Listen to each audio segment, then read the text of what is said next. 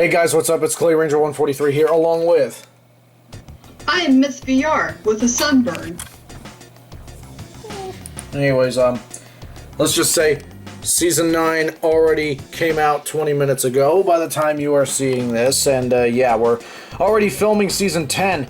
We're getting ahead of ourselves quite quickly here. Everything to play for here. So, yeah. How do you like that for a bargain? But, yeah. Since you're here, and since I'm here, and since the radios are here, since Season 9 came out, shut the absolute fuck up. I fucking hate you. I fucking hate you, YouTube. Anyways, yeah. I need to get rid of that intro. So, yeah. Instead of absolute zero, it's absolute fuck. Ow. I just dropped the radio. Oh, good job. Anyways, on this episode, we got some appropriate lighting in here. On this episode of Radio Reviews, we're going to be taking a look at a radio that has been seen by quite a lot of people, and it's been very praised by certain others as well in the community, and that radio is the RadioShack 12-259. Only problem, it's beige!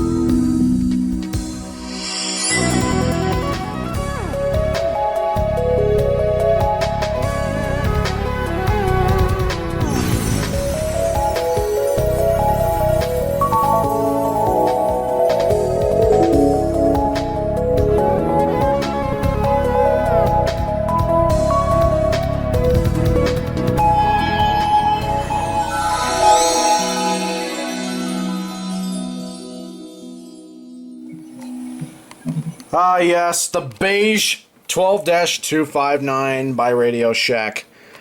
What an ugly piece of shit. No, yeah, we're not done yet. We are far from over with this shit. Because, yeah, you may remember back in Season 3 that the 12-259 was reviewed. But not the beige version. That was the silver version. We already made mention. Version. Yes. We already made mention that we reviewed the silver version in Season 3, of course, and we also mentioned the fact that there is a beige version out there, and guess what? This is it. There's also beige. a red version, too. Yes, there is a red version, 259, but Which those are very, rare. very, very rare. Yeah, extremely. I'm pretty sure rare. someone in the community actually has one. Recon EAS, that's your cue. Yes. But, anyways, the point is this. We are here, and we got the appropriate lighting for this as well. Because, this is going to be quite epic. So we're going to get into the features of this particular radio, as well as discuss the differences between each color as well. This is the ugly duckling of the 259s. And we're going to review it today. So let's go ahead and get into the first feature, and that would be the button beeps. Okay, the button beeps on the RadioShack 12-259 Beige Edition. Still sounds like a microwave as usual. Popcorn, anyone? Just don't make it at 3 a.m. Nah, there's something else going on at 3 a.m. now. There could be. But, if I turn off the light here, look at this. Oh, that's actually pretty decent lighting right there. But look at this. I know in the video it looks blue. But it's actually green. It's a green backlight. Look at this. It's green. Look, it's green. You see that? It's green.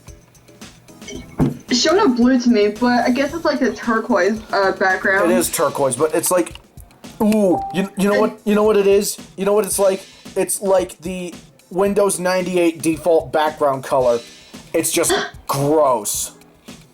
Yeah, there's definitely no Midland, say 120 or 100 backlight. There's definitely something. It's still, in my opinion, a unique shade, especially for a radio like that. I don't think there's any other radio that has that shade of lighting when it comes to the backlight. But yeah, let me turn on the light again. There we go, that's much better. But yeah, you can clearly see it has a beige color, a beige faceplate, of course. It did not come with this belt clip. This is mine for my 522. But you can see here on the back, category number 12-259. Frequency range is printed on the back. Power is 3 AA batteries by an adapter of 6 volts DC with 300 milliamps with an H-type plug. Category serial number 00... Oh, fuck you. It went out of focus. But 001609 from custom manufactured in China for RadioShack Corporation, Fort Worth, Texas 76102. So yeah, handheld same weather radio with a belt clip that has been missing until I came along and provided it. But yeah. So those are the button beeps, and we have a whoa, what the fuck? Holy IEM bot. What was that? Raleigh, I don't care. Must have been that new Moses Camp preset discussion. They just put one out. Speaking of which, yeah, we got some tornado warnings earlier from, yeah, Blacksburg was generous enough to offer us with a couple of tornado warnings during the review on the Cobra CWR200 walkie-talkie company weather radio. But yeah, here's the thing. Tornado warnings just happen. They just happen. So, anyways, they sure do. Back to the button beeps.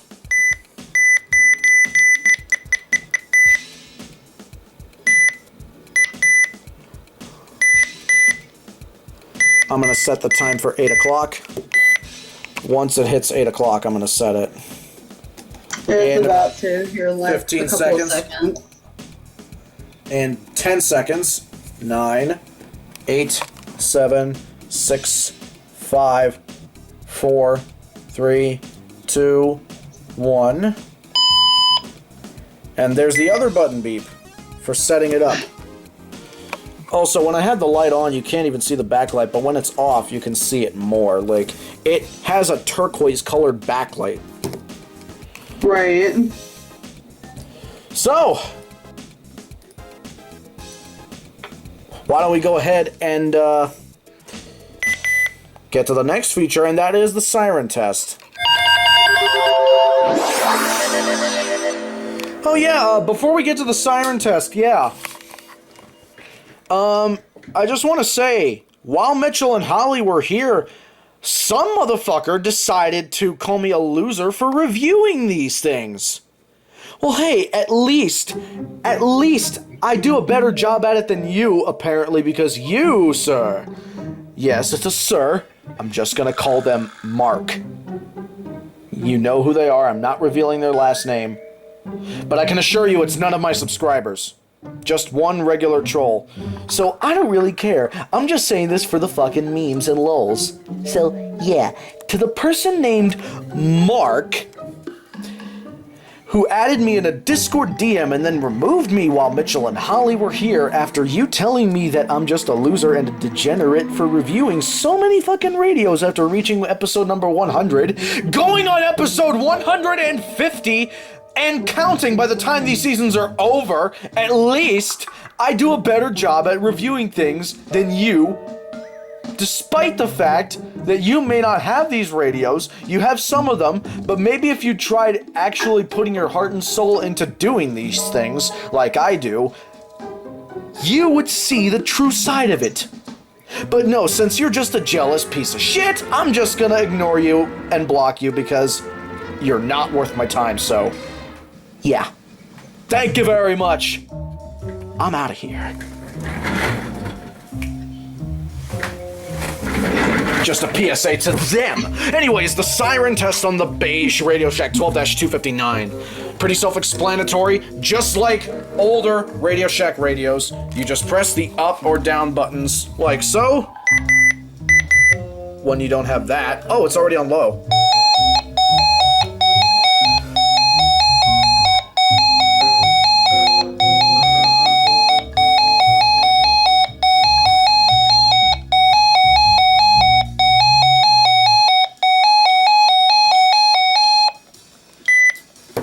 That's the siren. Is it me, or does that sound like some sort of ambulance? Or like some sort of patrol car with a siren? Oh, hey, did you ever hear the siren for the ER10 VP yet? I don't think so. You want to hear it? Because I can literally remake it on this.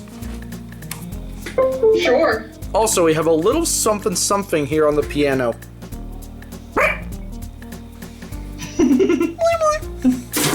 You know who you are. Anyways. What was that? Oh. I'll check it for you. It was an SVA cancellation for the Martinsville Speedway, City of Martinsville. Which we're racing there tomorrow. At night. Saturday night. Saturday night racing. At Martinsville. But anyways, that's besides the point.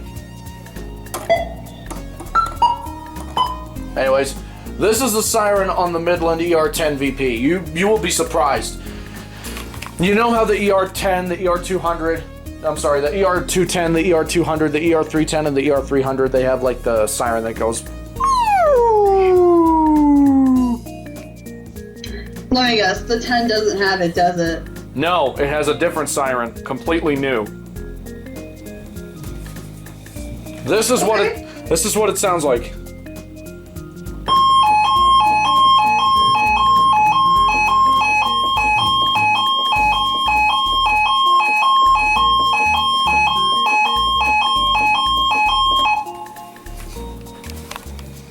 Now that sounds like an ambulance or a siren.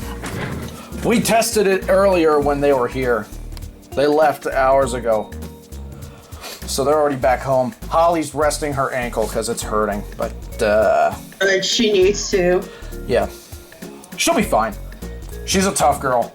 So, back to the siren test on the Beige 259. It sounds like your typical average 259/522 because they use the same exact siren. For the handhelds, yeah, it's just like that. Also, we got a hidden feature that was recently discovered on the 259s and the 522s, which is the next feature we're going to get into. And that would be the Keylock feature. Yes, it has a Keylock feature, so let's go ahead and engage it. So, I believe you go into alarm, I think? No. That's back.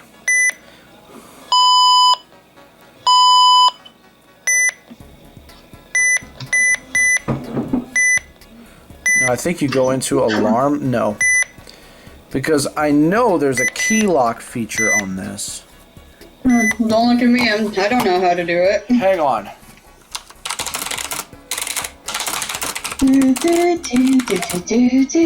God damn it. I didn't, damn it, the beavers did. Jeopardy will never be the same without Alex Trebek. Don't at me. It won't be the same ever again. No, it really won't. Rest in peace, Alex Trebek. It's just like ever since Bob Barker left The Price is Right. Yeah, he's still alive, but it hasn't been the same. Right. Okay, I mean, so... mind you, it's funny, especially with Aha! There it is! Oh, you found it. Okay, so you press menu, and then you press left on the D-pad. And there you can see the Keylock feature right there on the screen. Above the two S's and signal loss. Look, and you can see it is indicated by a little key. You see, look, a tiny little key right there.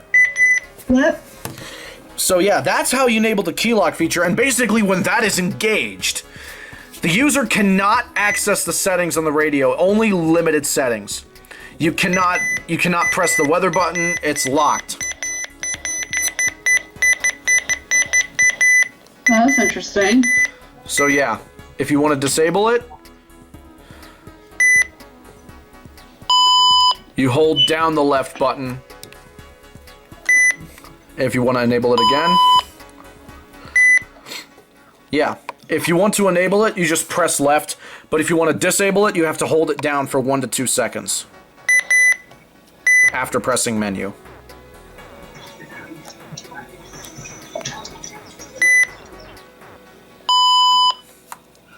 So yeah, that's the Keylock feature. Why don't we go into the... Oh God. The worst part about this radio, and this is entirely my opinion, but the hideous looking collar. Okay, now I've been known to criticize the Beige 259 for a while, and this is gonna happen right now. Why they would choose beige for a radio is beyond my wildest explanations. Why would they choose beige for a fucking radio? It already looks ugly enough in the light. Yeah, maybe some people will like it, but I hate it. I absolutely do, because this is why I said the silver version looks better, because it does. At least silver is not a boring color like beige. This thing, yeah, these things, the worst part is the beige versions are a little bit more rare than the silver versions. But the red, that's the top tier. The red 259, though. If you find one of those, grab it before someone else does. Yeah, please. Just don't grab it at a... Don't grab it like this by the antenna before someone else can snatch it away from you. No, grab it like this. Just don't grab it at an absurd price. Yeah, because guess what? These things can be sold for quite a lot of money. Not these. Okay. But no, I'm talking about the red 259s. Because guess what? Those are very, very expensive. They only made a handful of them. They only made a handful of red 259s. Yeah, I'm pretty sure on like the 259 tier, it's like silver, then beige, and then red. Correct me if I'm wrong, Michael, but I'm pretty sure that's the rarity tier for the 259s. Yeah, silver, beige, then red. That's what I thought. I was thinking maybe they could make a alternative black one, but then I realized that would probably be like a kind of a copy of the HH54 per se, you know? Mm-hmm. And I guess RadioShack, the reason why they didn't come up with the black handheld was because they didn't want to come under fire for looking like they stole from Midland. Although it would have been so cool to see like a black 259 or a black 522. Hell, even a black 993. That would have been pretty killer to see. Imagine a black 993 with an orange backlight. HH ripoff. Also, speaking of backlight, yeah, I forgot to tell you this, but yeah, the you know the ER10 VP, the latest what about one from it doesn't have a backlight. I just got a weird feeling in my stomach. It doesn't have a backlight.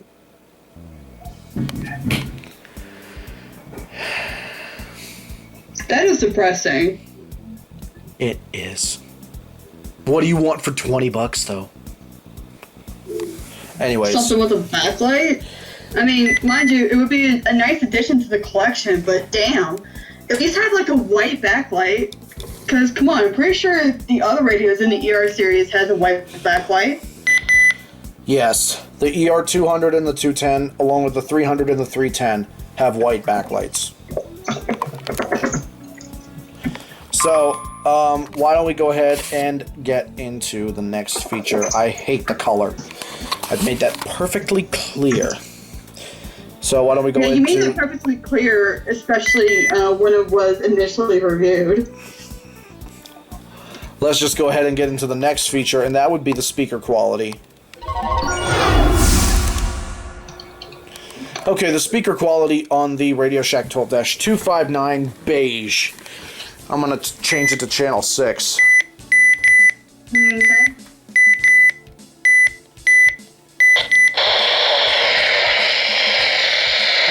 Time is 8:13 p.m. Eastern Daylight Time. For the Bill Air, including Spaceville. Tonight, be sunny this evening, then be mostly cloudy. Light showers and thunderstorms early this evening, then a chance of showers and thunderstorms until midnight. A slight chance of rain and thunderstorms after Patchy fall after midnight.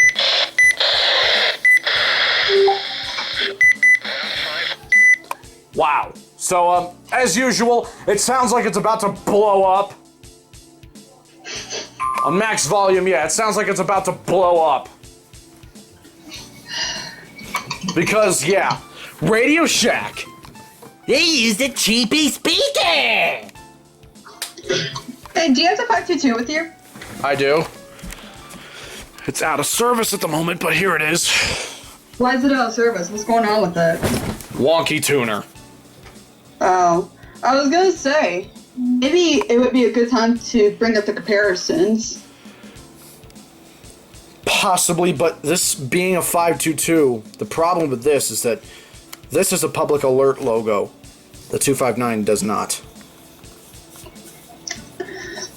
I mean, either way, they're basically like cousins in a way. Yeah, the 522 is the updated version of this. This thing can just recharge batteries, that's it. Right, but the 259 being as late as it was, obviously it wasn't introduced to that recharging feature. Right.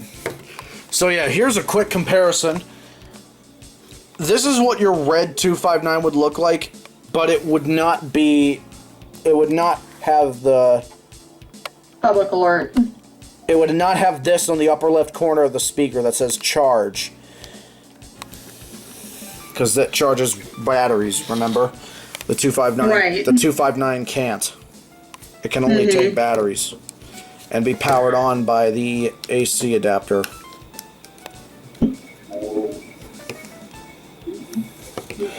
But, yeah. Why don't we go into the next feature that this thing has, and that would be the reception.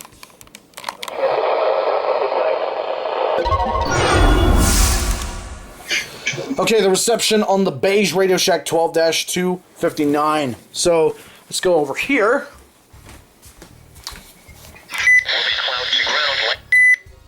And test out those channels. 70%. Saturday night, showers likely with a chance of thunderstorms.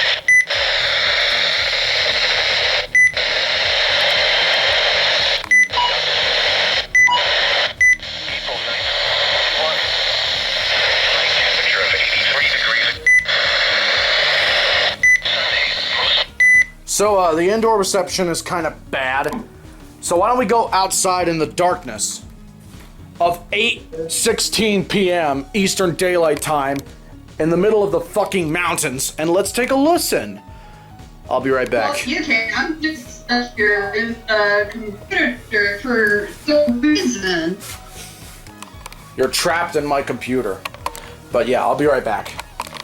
Okay, we're outside. Surprisingly, there's still some light. But I turned on the porch lights and the floodlights just in case because, yeah, guess what? This camera has very shitty lighting in the dark. Oh, God. Okay, don't step there. So I'm gonna go over here by the floodlight so you can see it better. And I'm going to do the honors of doing the temperature sensor thing after the reception, so. Breeze, the dew point. Tower on Mount Pisgah, operating on a frequency of 162.400 megahertz. This transmitter is an hour. Chance of rain 70%. Saturday night, mostly cloudy with a chance of thunderstorms.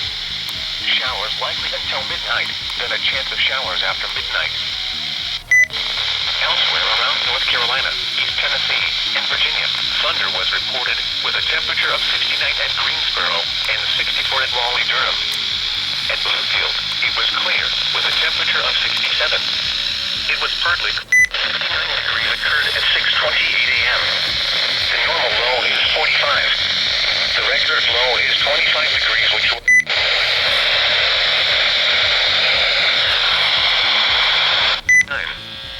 thunder was reported with a temperature of 69 at Greensboro and 64 at Raleigh-Durham.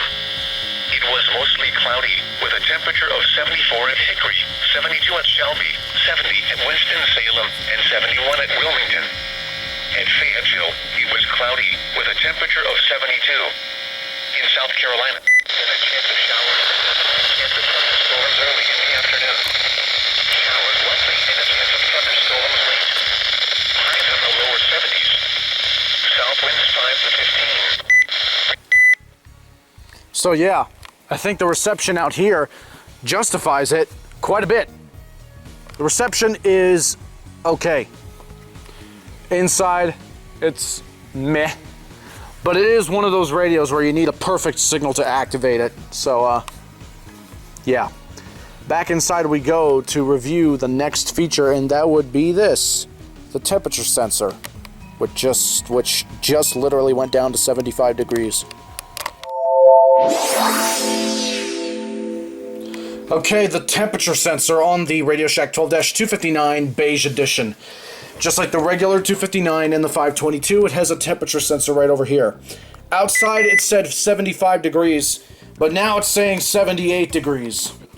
What's the truth here? 78 or 75? I'm getting in with the truth. Yes, but yeah, this thing has a temperature sensor, and as you can see, it is located right here. This little notch right over there, that is the temperature sensor right there. And yeah, pretty self-explanatory design. It's the same thing on the 522 because look it. On the 522, it also has that little clear cutout notch on the upper right corner of the speaker. So how about that? So you got the RadioShack antenna right there, and so on and so forth. But basically, yeah, this radio has a temperature sensor, and it is detected by sunlight, pretty much. So if it was stuck in the sun, it would say like, what, 90-something degrees, because the sun is obviously hot. The sun has a deadly laser, yes? So your dad's going up to Shenanigans Okay. to eat wings. I'm probably gonna eat everything you eat, so if you want something to eat, you're gonna have to get your stuff up to later. Come a little sunburn. I know. It's- Yeah. Some wings, huh? Wow, well you need to spend some more time outside. Yeah, I do realize that it's that hot. Well, but still, I mean, just from walking somewhere. You white ass. Did I hear wings? Did I hear some wings? Well, it better be finger licking good. Especially if you live in Kentucky, damn it. It's finger licking good. So, Mom, what did you say? What did you say? You like white ass Wally. Oh, Jesus. No. Wait, I thought it was Whitehead Wally. Was it Whitehead? what the fuck is going on anymore? What the fuck is going on? Mike heard wings and he low-key went crazy. So. It's finger licking good. Anyways, yeah, the temperature sensor on this thing is attracted to sunlight. So if it was stuck in the sun for a long period of time, it would be. Your wings. That's what he said. Yes. But if this thing were to be stuck out in the sunlight, it would go up to like 90-something degrees because the temperature would start to rise because the sensor's right here. It's literally a temperature sensor on the frickin' radio. So expected to have a few misreadings. But anyways, we're going to get into the next feature, and that is the build quality. Alright, the build quality on the RadioShack 12-259 Beige Edition. So let's, feeling it right out of the box, it just feels kind of sturdy, kind of not, kind of cheap. Normally, this rubber coating around the outside of the radio is well known for becoming worn out, and it is known to have a tendency to peel off when it's exposed to sunlight for too long, because my 993 has that problem, because the 993s, along with the 522s and the 259s as well, use a very specific sort of material to coat the back and the sides of the radio in this like rubberized color that makes it kind of hard to you know, keep it maintained and such. Like this one on the 259 is completely fine, same with the 522, but look at this, it's already starting to wear out at the bottom from regular everyday use. So yeah, that's the only complaint I have about it. Not to mention the tuners are also not as reliable as one might think. So, yeah, the build quality is okay, and sometimes the buttons can mess up and not work anymore. So I give the build quality a half and half, because one, it lasts long, but the other half, it doesn't. So yeah. Anyways, let's go to the next feature, and that would be the travel and home mode, just like the HH.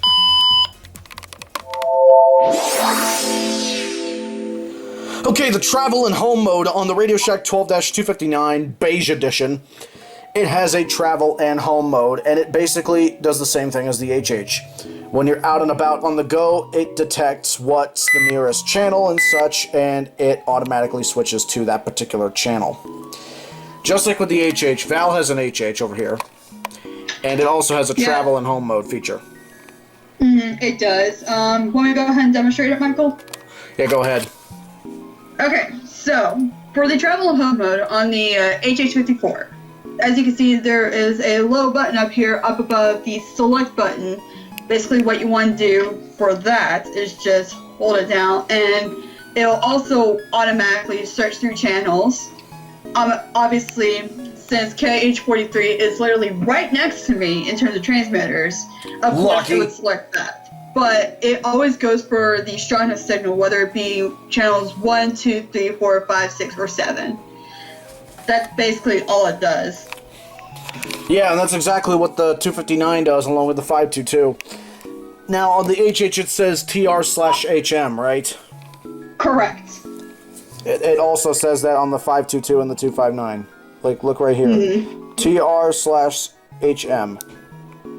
Damn, this... Oh, something I forgot to mention. Let me set this back to travel mode real quick. But to get the HH out of travel mode, basically you want to do the same thing and just hold down the TR/HM button, and then it'll step back to home mode, like that.